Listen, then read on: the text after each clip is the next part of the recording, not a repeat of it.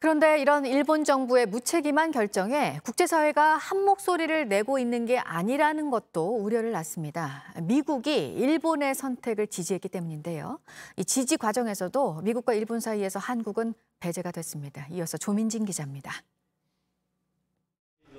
정부는 일본 정부의 오염수 방출 결정에 대해 강한 유감을 표시했습니다. 최인접국인 우리나라와 충분한 협의와 양해 과정 없이 이뤄진 일방적 조치라고 비판했습니다. 지난 2월 부임한 아이보시 고이치 주한 일본 대사도 외교부로 불러 항의했습니다. 아이보시 대사를 초치한 건 처음입니다. 그러나 정부의 대응은 치밀하지 못했습니다.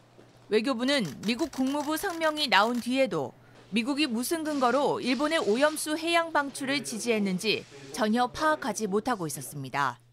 외교부 관계자는 미국이 저렇게 나올 줄 몰랐다면서 어떤 기준에 따라 판단한 건지 알아봐야 한다고 말했습니다.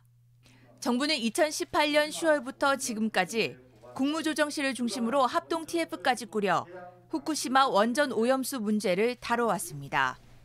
2년 반 가까이 대응해온 사안인데 미국의 공식 성명과 판단의 배경도 모른다는 건 이해하기 어렵습니다. 우리 정부는 오염수 처리 과정 전반에 대한 투명한 정보 공개와 검증을 촉구한다고 했지만 토니 블링컨 미국 국무장관은 일본의 투명한 결정에 감사한다는 말까지 했습니다. 우리 정부와는 180도 다른 반응입니다. 정부는 앞으로 국제원자력기구 IAEA와 같은 국제기구의 검증 프로그램 등을 통해 적극적으로 목소리를 내겠다는 구상입니다.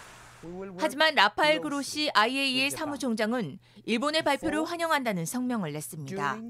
우리가 검증 과정에 얼마나 적극적으로 개입할 수 있을지 미지수입니다. JTBC 조민진입니다.